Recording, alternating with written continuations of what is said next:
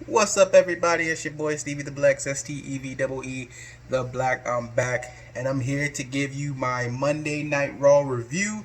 So, without wasting any more time, let's get straight into the video. So, Raw opens up really crazy as soon as the opening, as soon as Raw's opening is over, or WWE's entrance, whatever. Um, we fade from Black and onto the Raw, and there's a fight going on between Asuka, Bayley, and Sasha. They're jumping her and they're fighting, and Joe, he's trying to get order and everything. He's calling for refs to come down. It was really fun. Like, they would break up and they would go and fight some more, and then they would break up and they would go fighting some more, and the whole time Joe's like, both of you, calm down, all of you right now, stop it, I will have order. It was just really, really funny, you know. Eventually things do calm down enough to where Drew McIntyre and Dolph Ziggler can come out. And with that happening, Dolph goes first, talking about how, he's owed everything. He's the reason why he's champion, all that stuff. Basically, much of the stuff he reiterated last week. He said, Drew signs the contract, and he says, you know what? Because we're family, I'm going to let you pick the stipulation for the match. Our match at Extreme Rules. Dolph is surprised, and just as he's about to pick his stipulation, Asuka interrupts him, starts talking.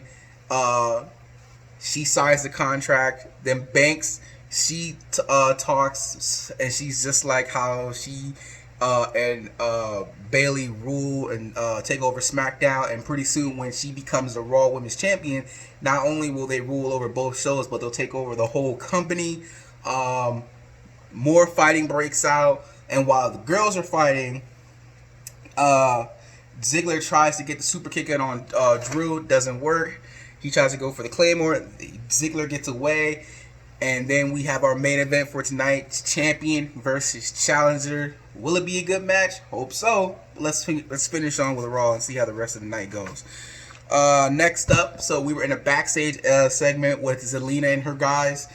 They were in the interview, but the Big Show interrupted them and said, hey, look, I'm a vet. I need to go out there because I need to talk and handle this Randy Orton business. Obviously, they don't like that.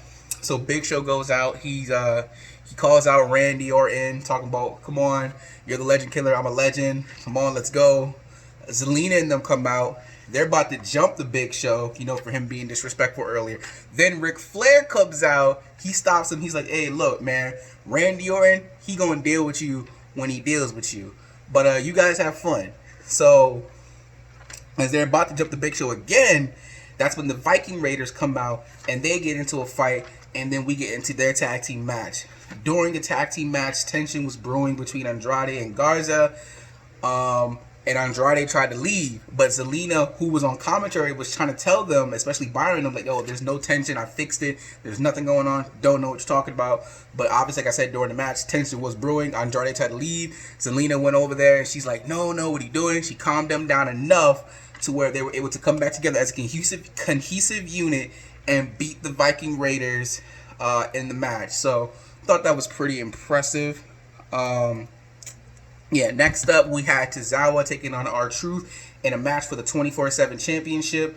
The match ends when R-Truth fakes a knee injury long enough to fool Tozawa for him to get the win and win back his 24/7 title, which he is now apparently a 37-ton champion. So,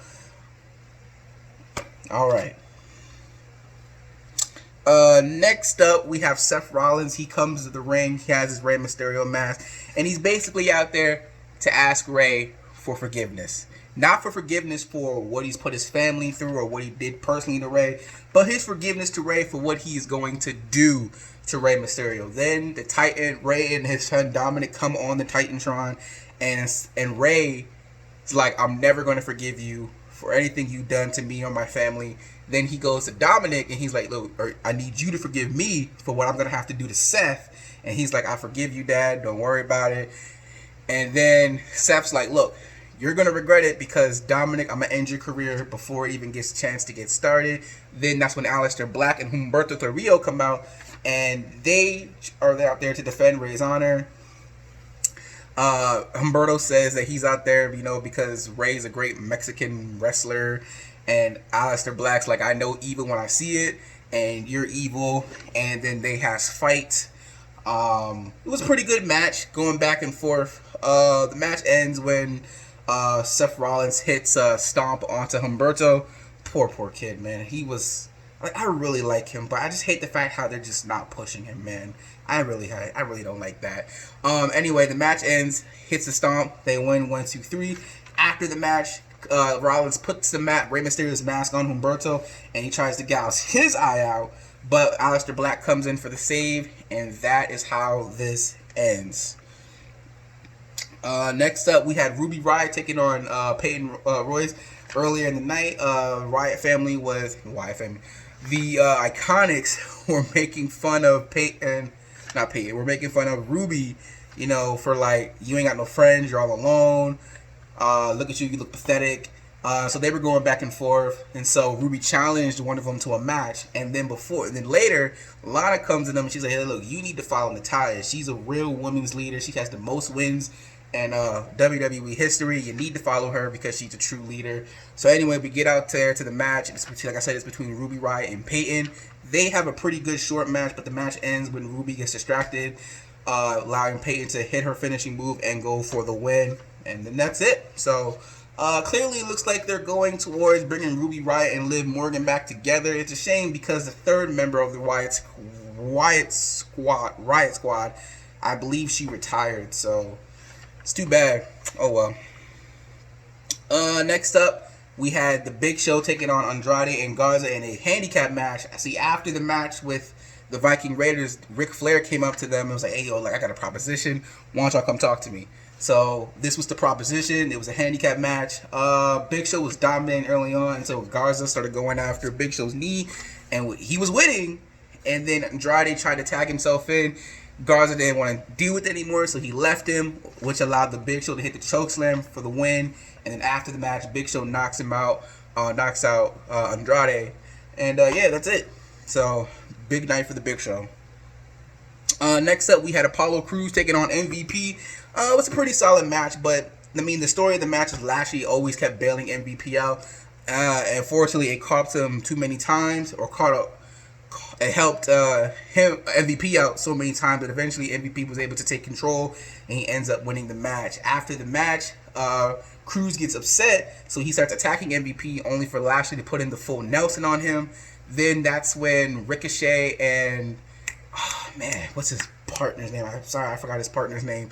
They both come out, and they help out Apollo Crews, and then we get a match between Lashley and Ricochet, and Lashley just destroys Ricochet. I mean, Ricochet ain't had no chance whatsoever. He had one little hold spot where you think he might win, but he just ends up making Lashley mad. He puts him in the full Nelson, and he ends up tapping out. Man, I feel bad for Ricochet too, bro, because I like Ricochet. I really, really do. And I like his theme song, but I don't understand why they just push these guys, man. Like, I really like these guys, and I feel bad that they're not getting pushed, man. I really, really do.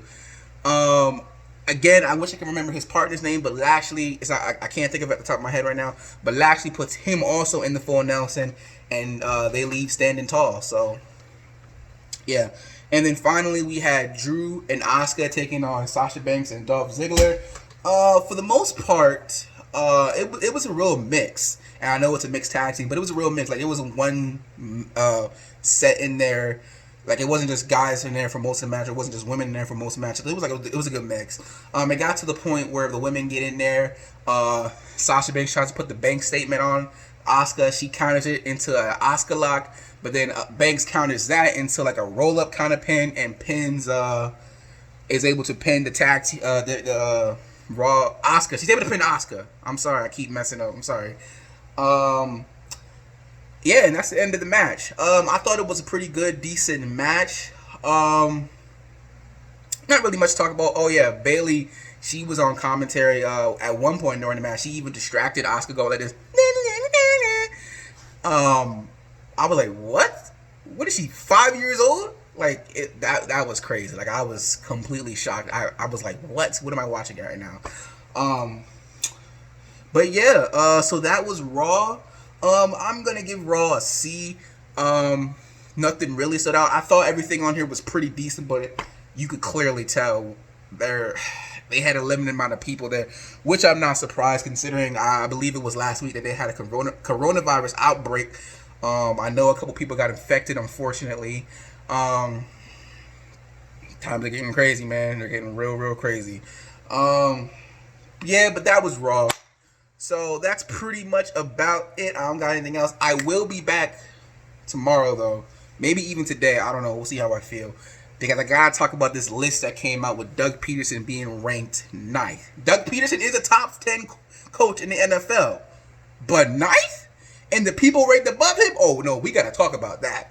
We definitely will talk about that. Because it's been a while since I talked to some Eagles. And I gotta defend my Super Bowl head winning coach. So anyway, I'll talk to you guys later. And if you're not done with that, I've just got 2 words for you. Peace out. And I'll catch you in a bit.